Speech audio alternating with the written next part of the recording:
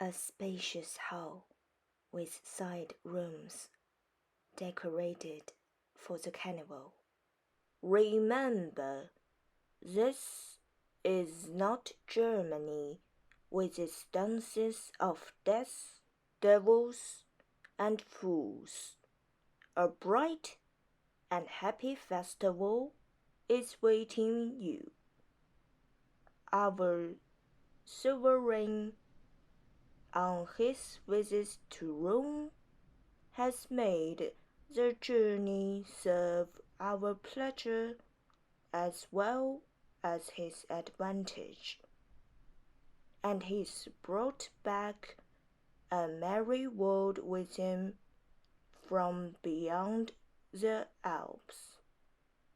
First, at the Pope's feet, he was given the authority to rule, and next he picked up the fool's cap along with the crown. Now we're all as if born again. Any man who knows the world will cheerfully pull the cap over his head and ears, making himself look like a crazy fool, and then use his discretion inside it. I can see them assembling, sorting themselves out, and pairing off, one group forcing itself on another, in and out, quite unperturbed. After all, the world, with its countless absurdities, remains the great big fool that it always was. Singing, accompanied by mandolins. We girls have come from Florence, following the German court. We've dressed up for tonight in the hope of pleasing you. You see our dusky locks all decked with flowers. Threads and wisps of silk are what we used. We thought you would approve. Our artificial flowers stay in bloom the whole year round. We trimmed all sorts of colored cuttings. You may disapprove of this and that, but the whole is attractive. We're nice to look at. We flower girls, and stylish too. Artifice sits well on a woman. Show us the lovely baskets that you have on your heads or bogging in your arms. Everyone is free to choose what he likes. Quick, let us turn the walks and alcoves into a garden. These girls I was looking at, not less than what they offer. By the way, but on this happy occasion, there must be no haggling. Let a few neat words tell each of you what he's getting. I don't feel envy of flowers. I avoid all conflict. It's against my nature. I'm the marrow of the earth, a sure token of peace everywhere. Today, I hope to be so lucky as to adore a fair and worthy head. Sarah's gifts, man's need of needs, are beautiful too. They'll look well on you. A surprise. All these flowers that look like mallows growing out of moss. It isn't quite natural, but fashion can do it.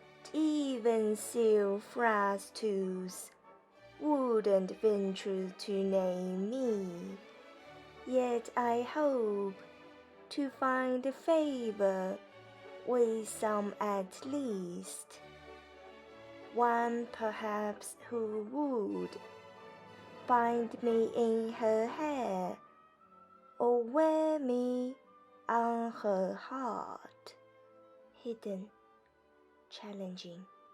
Let these caprices pass as things of fashion, oddly put together, foreign to nature, green steams, golden bells, peeping out of rich hair, but we, showing themselves, we hide away.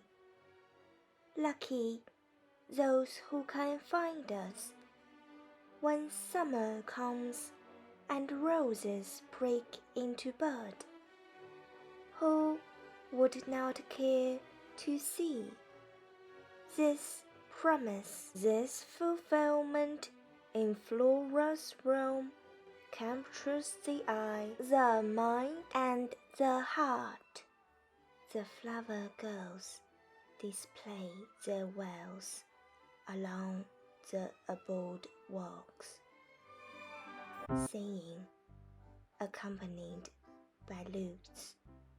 See how the flowers decorate and adorn. The fruits we offer are honest. You must taste them to enjoy them. Cherries, peaches, plums, or sun-browned. Buy them.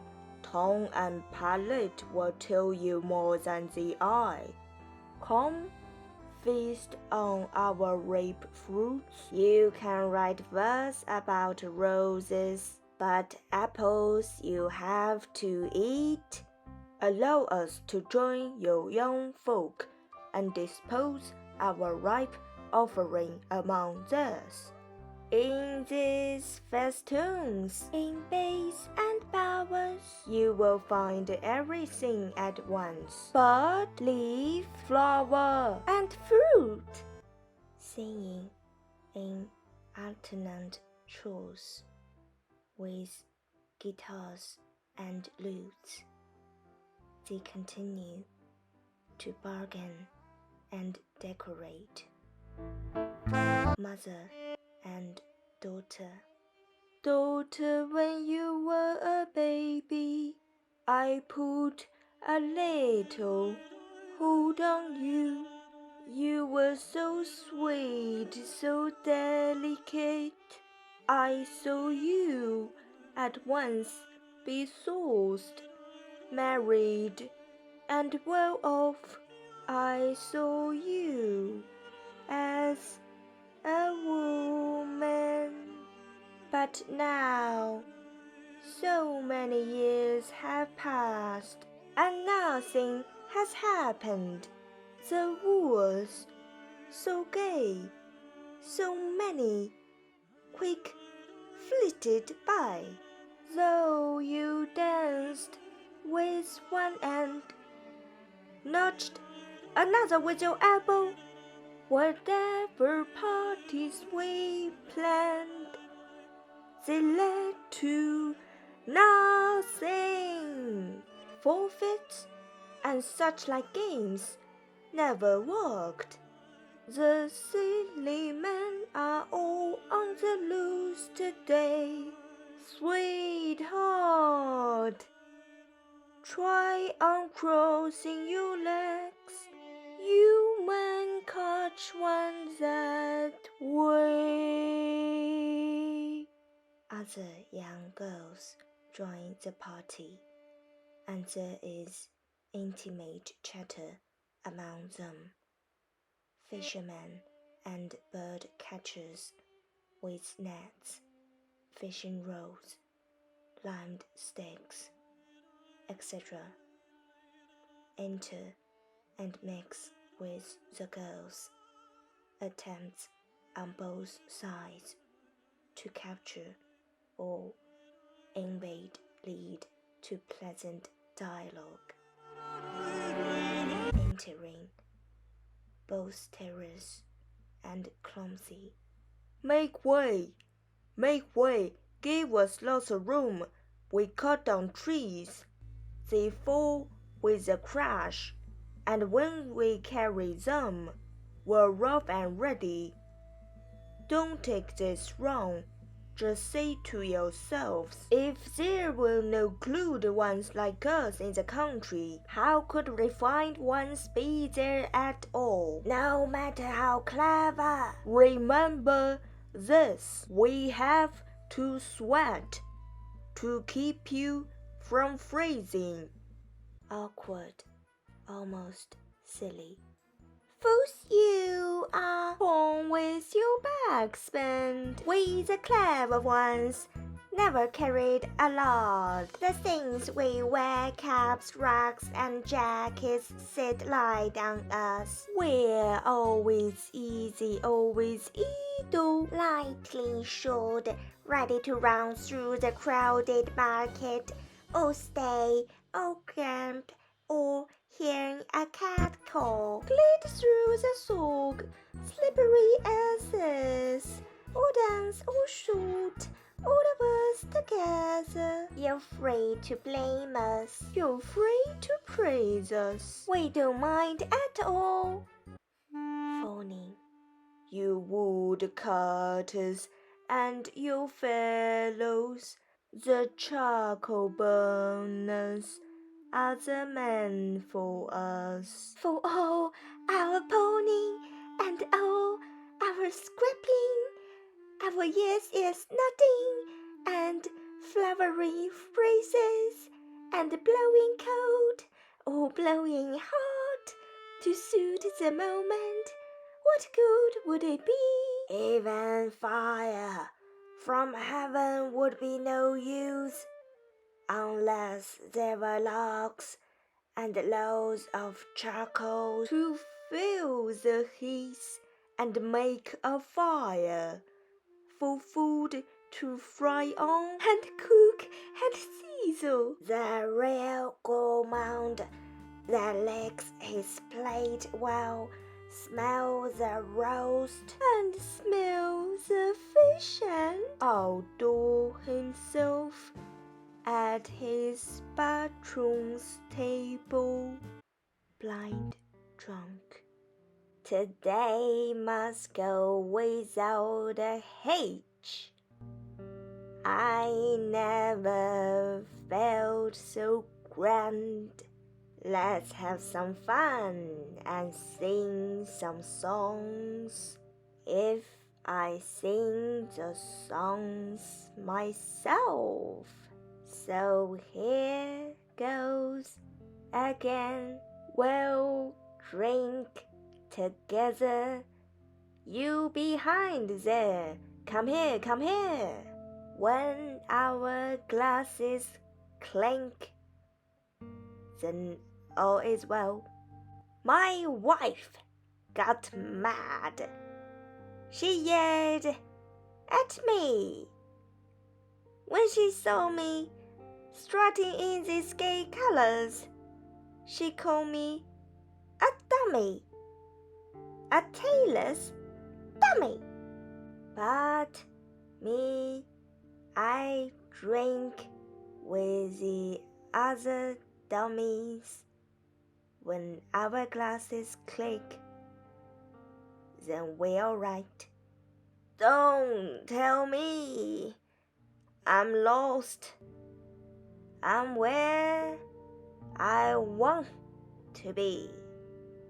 I'm where I'm happy. The landlord chucks it up. If not, his wife will do it. At a pitch, the barman well. I just drink with everyone. clink, clink. There you are. That's the way. I don't mind how I have my fun. I don't mind where I have it. It's all the same to me. Leave me lying where I lie. I'm sick of standing. Drink, brothers, drink. Clink, brothers, clinking. Stay glued to your seats. He's under the table. He's finished. The herald introduces various poets of nature, cold poets, love poets, sweet or passionate. In the pressure of competition, none lets the others speak, but one of them gets a word in. Do you know what could really delight me as a poet? To write and recite what no one wants to hear. The night and graveyard poets beg to be excused because they are having a most interesting conversation with a newly arrived vampire, which might lead to a new form of poetry. The herald has no choice but agree, and he fills the gap by calling on Greek mythology, which, while in modern costume, remains true to character and retains its appeal. The graces. We bring grace into life. Put grace into your giving. Put grace into your getting. It is lovely to get your wish, and in the quietness of your days, make saying thank you gracious too. The fates. Today they've given me the spinning to do, me, the old one. There's much to think about, much to ponder, when you have life's delicate thread before you. To make the thread supple and soft, I have to sort out the finest flags. My skillful fingers will make it smooth and even. If you're tempted to go too far in your sport and your dancing, remember the thread's limits. Take care, the thread can break. Please note that the shoes have lately been entrusted to me. They weren't pleased with the way the old one handled them, interminably dragging out leaves most futile, cutting off others full of hope and promise, are consigning them to the grave. But I, too, young as I am, have made many mistakes. So tonight, to keep myself in check. I put the shells away. I'm happy to do this, and I look on with a friendly eye. Make the most of the opportunity and have your fun. They left the winding to me, the only sensible one. My distaff never stops, never hurries.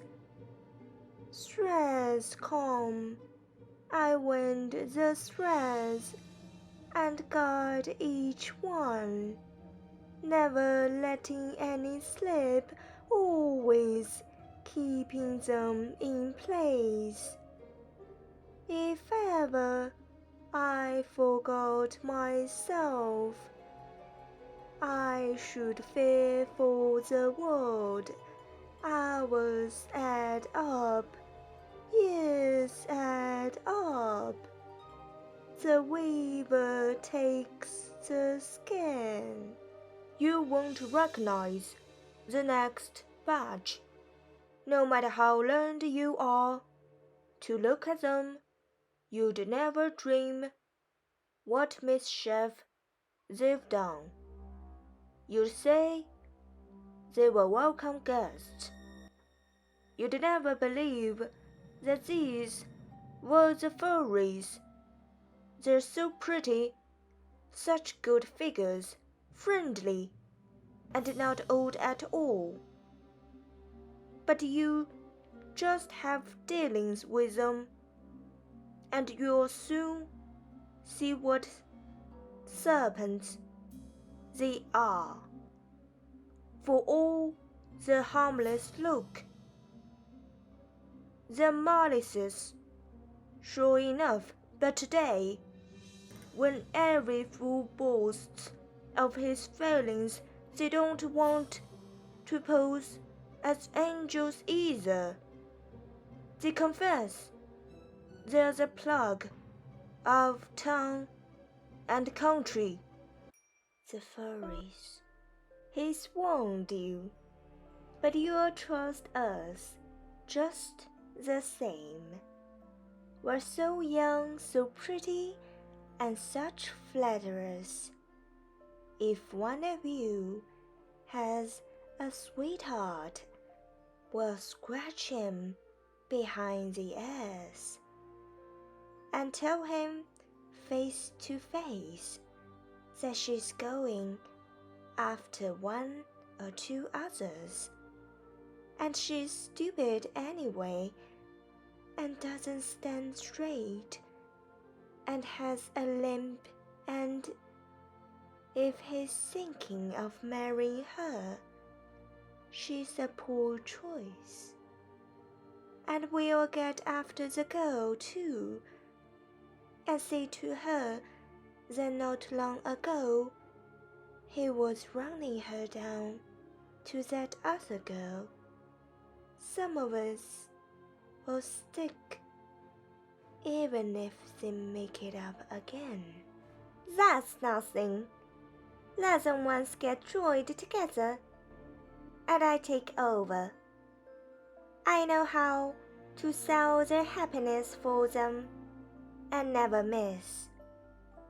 There's always a weak point or a weak moment if you watch out, and no one ever attains his heart desire and claps it to him, but he tires of it after a while and foolishly starts longing for something else. He runs away from the sun and tries to warm an iceberg. I know how to manage all this, and at the right time, I introduce my faithful Asmodeus and let him scatter the seeds of calamity. In this way, couple by couple, I bring my kind to ruin. No whispering and sladdling for me. I mix poison for all taters. I sharpen daggers. If you go after another girl's, you'll come to grief sooner or later. I promise you, your sweetest ecstasy will turn to gall. You won't get a herring. You'll pay the price in full for what you did. Don't bubble to me about forgiveness. I make charge to the rocky cliff, and the echo says revenge. The unfaithful lover must perish. Would you please draw to one side? Something is coming now that is different. Look! There's a whole mountain approaching, its loins proudly draped with grey carpets. It has a tusked head and a screaming trunk. Very mysterious, but I'll give you the key. Seated on its neck and driving neatly with a slender staff, you see a dainty slip of a woman, and standing behind her, another most imposing, most excited, with a dazzling light playing round her. On either side, two noble women chained, the one fearing for her freedom, the other happily assured of it. Let each of the two tell us who she is. Smoky torches, lamps, and lights have illuminated the festive throne, and here I am, with no escape, chained among these phantoms. Off with you, and you're grinning and giggling. Who would trust you? All my enemies must be after me tonight. There, a friend's become a foe. I can see through his disgust another here would murder me. I found him out, and now he's sneaking off. What will I give to run away, no matter where in the world? But everywhere, destruction threatens me. I'm caught among these mystery horrors. Greetings, dear sisters. You may have revelled in your discourses for these 2 days, but I know for certain that you will leave them off tomorrow. And if you weren't altogether at ease in this torchlight, we shall soon walk happily again at our own sweet will, alone or not alone, in the lovely open country, and rest when we choose, or busy ourselves in a life free from care, never going short of anything or failing in our endeavor, knowing too that whatever halls we enter, we shall be welcome. Surely the best of life is waiting for us somewhere, and protecting this company from 2 of mankind's greatest enemies, fear and hope, whom you see here in chains, Make way and let them pass. You're safe. I'm in charge of this living colossus with its toward back. It makes its way unperturbed, step by step, on steep paths. But up there on top, you can see a goddess with quivering wings outstretched, ready to move for gain in any direction. The glitter, the splendor that encircles her can be seen shining on every side from far away. Her name is Victoria, and she is the activity goddess. Ho, ho! I've come just at the right moment to tell you all you're no good. But Victoria up there, my real target. With those white wings of hers, she must think she's an eagle, thinks everything is hers wherever she goes. But when anything worthy or praiseworthy happens, that's when I get angry. Make low high and high low, crooked straight and straight crooked. That's the only way for me. It's the way I want things everywhere.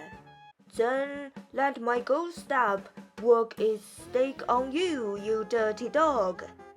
Now you may twist and turn, see how the creature, doubling dwarfed, rolls up into a horrid lump.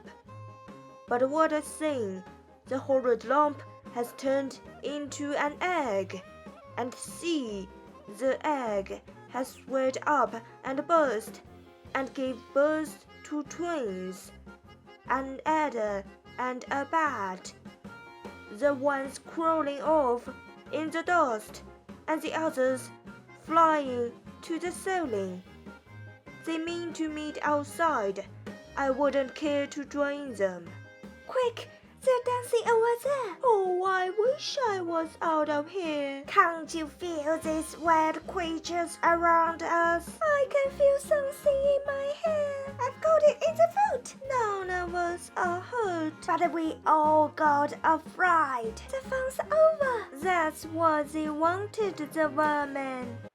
Being you, appointed herald, on such occasions, I'm keeping watch carefully at the door, and I never leave it, lest anything should intrude that would mar our merriment. But I'm sorry to say that some ghostly creatures are coming in through the window, and I can do nothing with ghosts or with magic. I was dubious about the dwarf, but now there's something more powerful thrusting in from the back. I would explain these intruders if I could, but you can't explain what you don't understand. You must help me. Did you see it coming?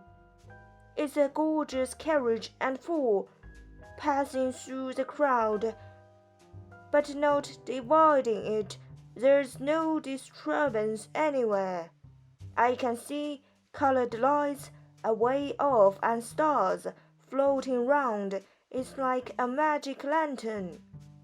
Now the thing comes snorting up. Give it room. It's frightening. Whoa! Horses, check your flight. Answer the run as usual. Slow down at my command. Put on speed when I incite you. But let us do honor to these halls. See the revelers gathering round us, more and more of them in admiration. But come, Harold, do your job before we leave. Name us, describe us. It shouldn't be hard. You can see we're a legal record. I can't name you. I might be able to describe you. Come on then. Well, to begin with, I must admit, you're young and handsome. You're only a boy half grown, but one that the other sex will want to see when you're bigger. A budding ladies' man, in fact, a born seducer. Good, go on. Solve the riddle. Dark flashing eyes, thick dark hair, a jewelried headband, a pretty robe hanging down to your feet with purple hem and tinsel, nearly like a girl, but for better or for worse, one that the girls would already appreciate, did teach you your letters. But what do you say to this one, throned so splendidly in my Charlotte? He looks like a king, most rich and kind. Happy is the man who enjoy his favor. He has nothing to seek for himself. He's quick to see where there's a need. The sheer joy of giving means more to him than possessions or good fortune. You can't stop there, you must describe him. Dignity can be described. But I see a healthy face, round as a full moon, a generous mouth, fresh cheeks, a handsome turban, flowing robes that sit easy. What can I say of his noble bearing as a ruler of men? I believe I know him. He is Plutus, whom they call the god of wealth, traveling in splendor on his way to the emperor, who urgently wishes to see him. But now you tell me who you are. I am poetry, the spendthrift, the poet who feels himself by throwing away what is intimately his. I, too, am wealthy, as infinitely wealthy as Plutus, whose festivities I enrich and enliven, supplying the things he lacks. Your boasting sits well on you, but show us your tricks. See here, I just snap my fingers, and at once there's a shine and a glitter all round the chariot. There comes a string of pearls. He goes on snapping his fingers, here, there, and everywhere. Here, golden slabs for neck or ear, brooches, crowns, jeweled rings. Sometimes I scatter flames too and watch them set things on fire. See the dear folk grabbing and snatching, crowding him, almost jolting him. They're snatching away all over the hall, and he's snapping out his treasures as if in a dream. But now comes a new trick. For all their efforts, they get little in return. The gifts fly away. The pearl necklace has returned into so many beetles in a man's hand. He's thrown them away, poor fellow, and now they're buzzing round his head. Others, expecting something solid, are finding they've only captured silly butterflies. What a rogue he is, promising so much and only giving what glitters but isn't gold. I see you know how to interpret costumes, but it isn't your official business as herald to go to the heart of the matter. This calls for a sharper vision, but I won't quarrel with you. I'll turn to you, my master, and ask you. Turning to Plutus. Did you not entrust your whirlwind chariot to me? Haven't I driven it well and taken you where you said? Didn't I wait bold flight, win the balm of victory for you when I fought for you? Did I ever fail? If glory stack your brow, wasn't it me that thoughtfully twinned them? If I have to give you a testimonial, I'm happy to say you're spirit of my spirit. You always act in my sense. You're richer than I am. I value the green branch. I reward you with above all the crowns I wear. I can declare frankly to everyone, my beloved son, in thee I am well pleased. To the crowned. I scattered my finest gifts among you. There's a head here and there with a little fire burning in it that I started. It jumps from one to another. It stays with this one and leaves that. Sometimes, but not often, it flares up in a quick blaze. But in many cases, it goes out together unnoticed. That's a charlatan for sure. Up and up of the chariot, and crouching behind him the clown, all starved and shrunken. We've never seen him like that before. You might pinch him now, he'd never feel it. Keep away from me, you disgusting woman. I know I'm not wanted. In the days when women ran the house, my name was Lady Avaris, and all went well. A lot came in and not much went out. I kept a jealous eye on chests and cupboards. It gave me a bad name, but now that women have stopped being economical and are bad with money and care more for desires than dollars, the men folk have a great deal to put up with.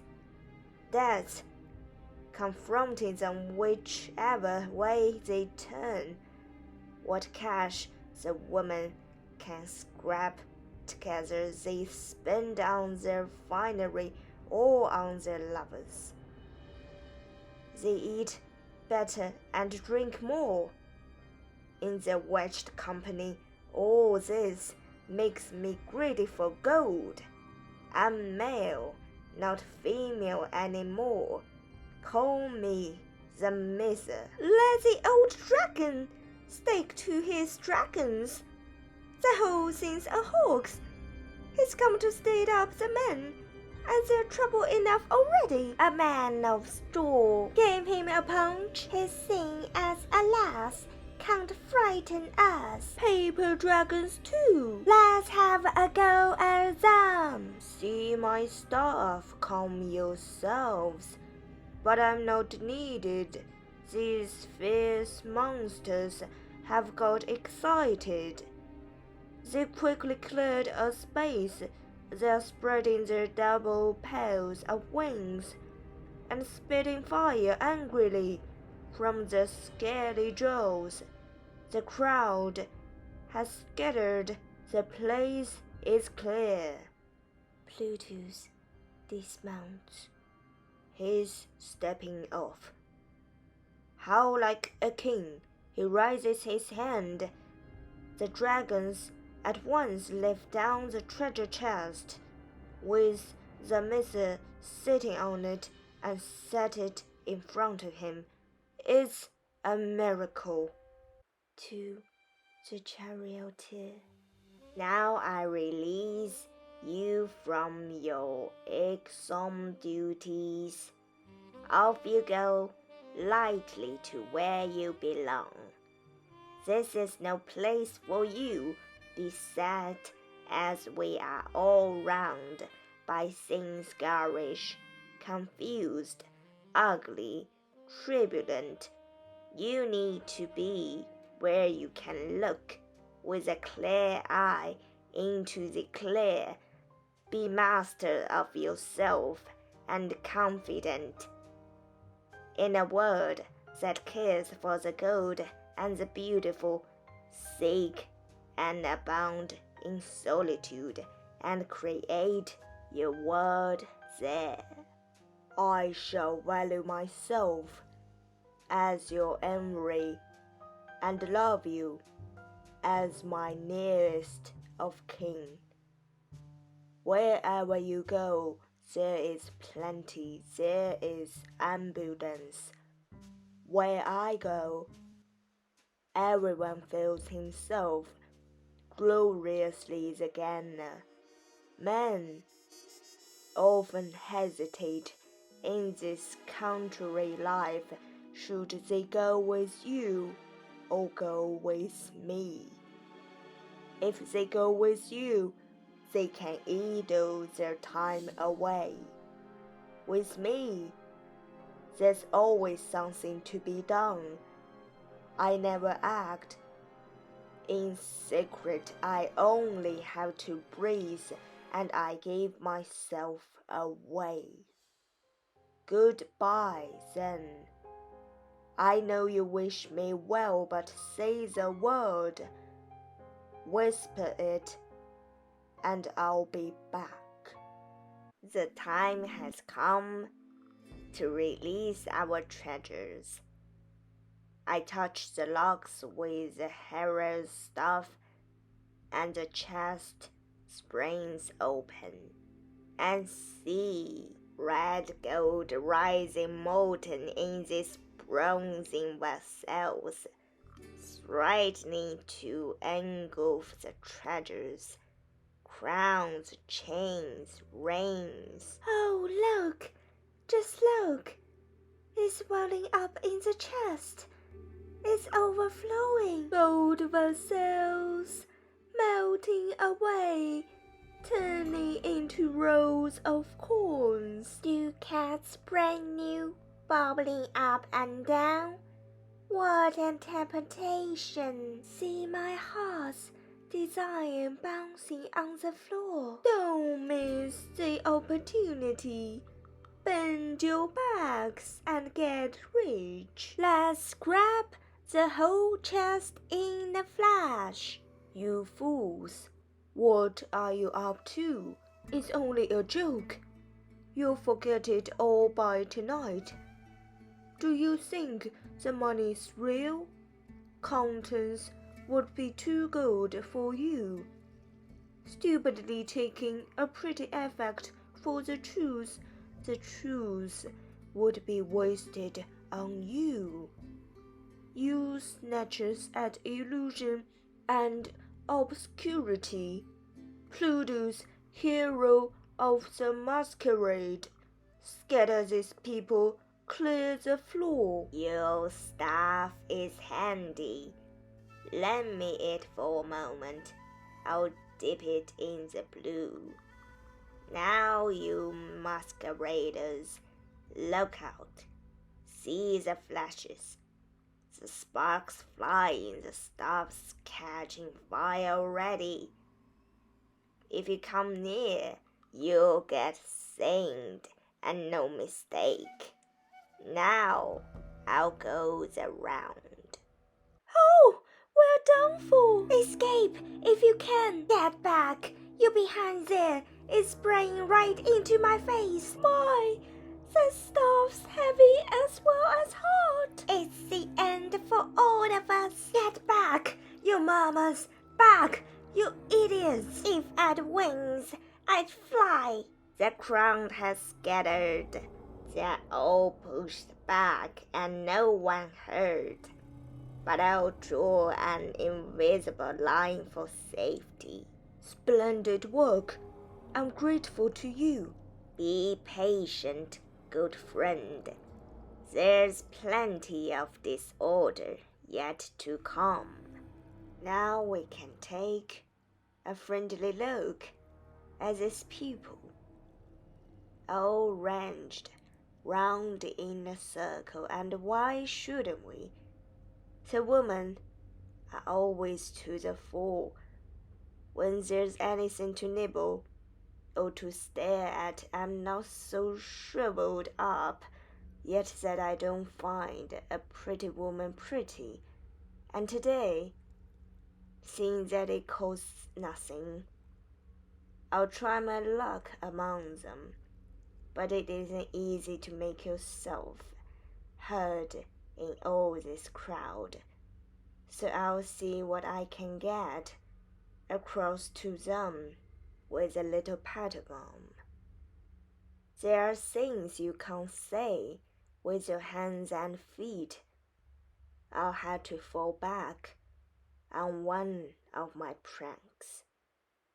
I'll treat this llama gold as wet clay. After all, you can do anything with gold.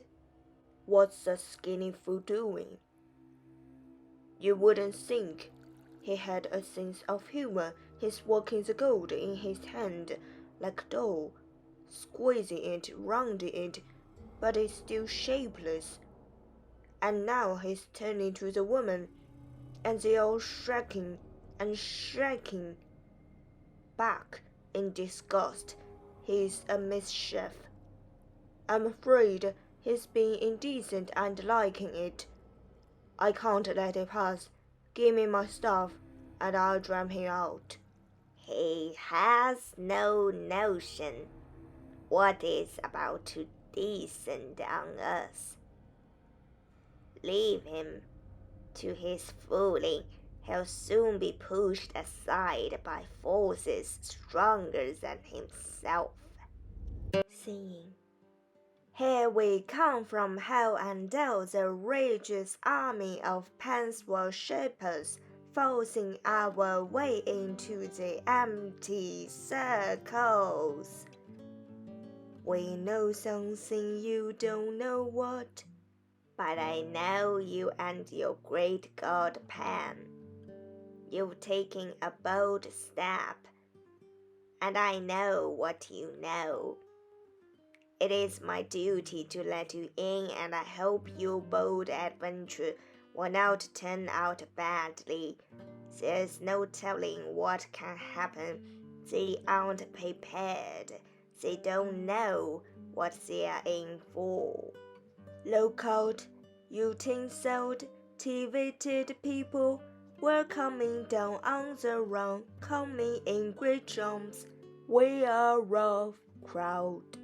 We fowls are dancing a merry dance, with oak leaves in our curly hair and pointed ears peeping out, a broad face and a broad little nose. This doesn't hurt with woman. When a fowl offers his paw, no woman, even the fairest, could care to say no. The satyr comes, hopping with his goat's foot and his scraggy, sinewy legs, the kind of legs he needs. He loves to survey the world like the chamons from a mountain top, and thus refreshed mock the human king, young and old, down in the stiffy valleys, so smug and contented, when all the time he's the only one who really lives in the freedom of the hills.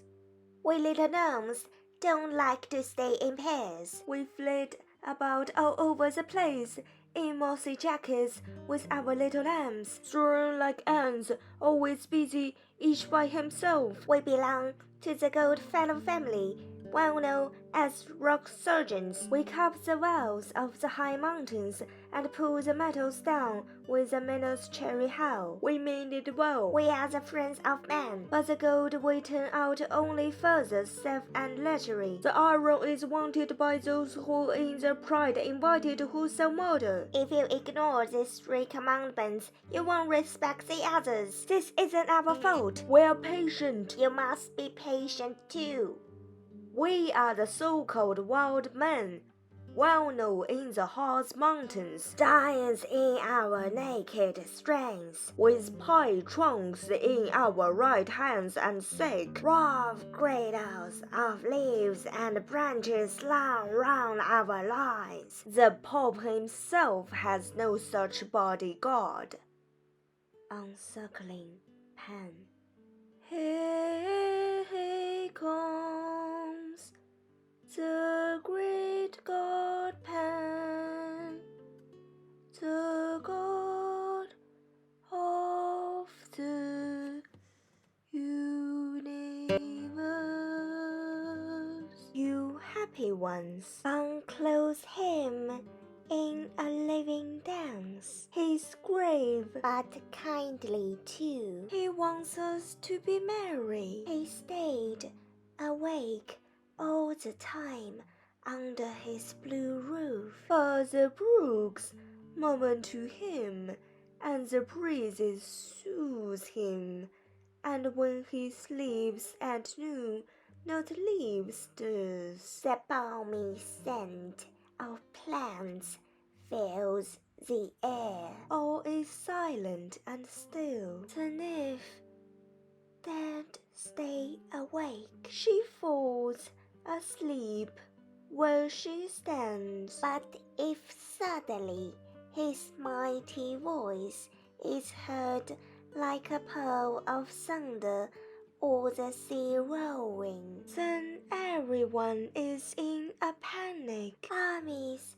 scatter in the field. Heroes tremble in the midst. So do who march where it is due. Hail him who was brought us here. Addressing Pan. When the shining precious metal stains through chains, so hidden that only the divine road can reach its winding, there in the gloom we devour our dwelling. All for you, to apportion the treasure we bring in the clear daylight. But now we have discovered close by a source of treasure exceeding our expectation, and easy to reach. From here on you, sir, please take charge. We shall all get the benefit of any treasure that is in your hands. To the herald. We must now most solemnly compose ourselves, and let what happens, happen. You've always shown yourself a man of courage. Now something most horrible is about to come. People will deny it stubbornly, but you must set it down faithfully in your minute book. Taking hold of the staff which Plutus keeps in his hand. The dwarfs are conducting great Pan to the fire. It boils up from deep down, and then falls back, leaving the dark mouth gaping. Then it foams up hot again.